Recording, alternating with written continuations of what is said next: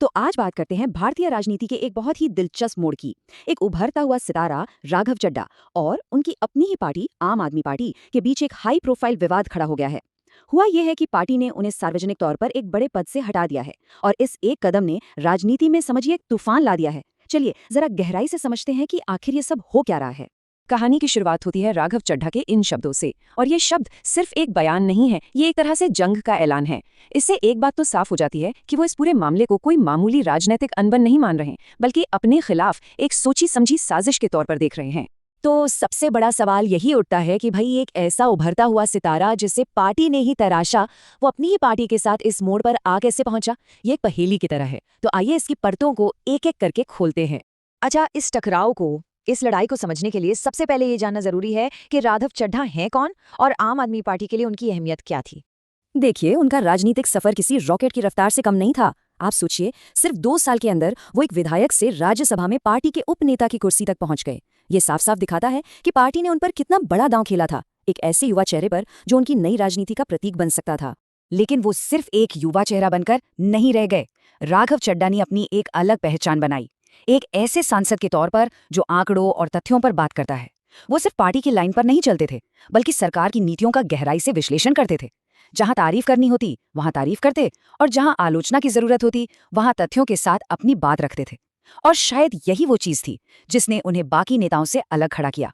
और अब कहानी का रुख पलटते हैं और पार्टी के नजरिए को समझने की कोशिश करते हैं। आखिर वो कौन सी बातें थीं, वो कौन सा व्यवहार था जिससे ये भरोसे का रिश्ता टूटने लगा। यहाँ पर मामला बिल्कुल साफ हो जाता है। एक तरफ थी पार्टी की उम्मीदें कि उनका सांसद आक्रामक रहेगा, सरकार पर हमला बोलेगा और मुश्किल वक्त में साथ खड़ा रहेगा। और दूसरी तरफ थे चड्ढा के कदम, जो पार्टी को कुछ अलग थलग से लगे। ये उम्मीदों और हकीकत के बीच एक खाई की जो धीरे धीरे चौड़ी होती चली गई। और फिर एक के बाद एक ऐसी घटनाएं हुई जिन्होंने इस खाई को और भी गहरा कर दिया।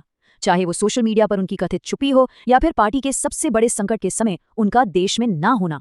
उनका हर कदम पार्टी को यही संदेश दे रहा था कि उनका ये स्टार सांसद अब शायद उनके साथ उनकी लय में नहीं चल रहा है।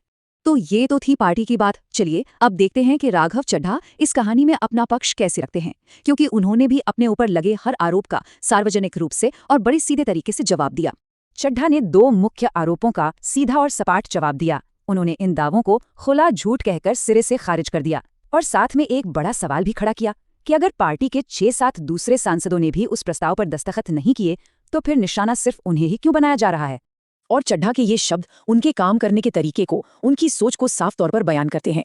वो कहते हैं कि उनका मकसद संसद में हंगामा करना नहीं, बल्कि प्रभाव पैदा करना था। और ये सोच पार्टी की आक्रामक राजनीति की उम्मीद से बिल्कुल अलग थी। शायद यही इस पूरे टकराव की असली जड़ है। तो अब एक बड़ा सवाल ये उठता है कि अगर पार्टी राघव चड्ढा से इतनी ही नाखुश है, तो वो उन्हें बस पार्टी से निकाल क्यों नहीं देती। यहीं पर कहानी में एक बड़ा कानूनी पेच आता है जिसे समझना बहुत जरूरी है। बहुत ही सरल शब्दों में अगर समझें तो ये कानून सांसदों को अपनी पार्टी बदलने से रोकता है।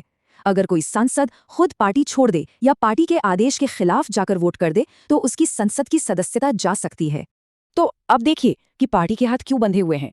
चड्ढा ने कानूनी तौर पर ऐसा कुछ नहीं किया है जिससे उनकी सदस्यता जाए, और अगर आम आदमी पार्टी उन्हें निकाल भी देती है तो भी वो सांसद बने रहेंगे, बस एक असंबद्ध यानी कि निर्दलीय सदस्य के तौर पर। और ये पार्टी के लिए एक बड़ा सिरदर्द हो सकता है, क्योंकि तब वो बिना किसी पार्टी की रोक टोक के और भी ज्यादा खुलकर बोल सकते हैं। तो आखिर में हम कहाँ आखिर खड़े हो गए हैं।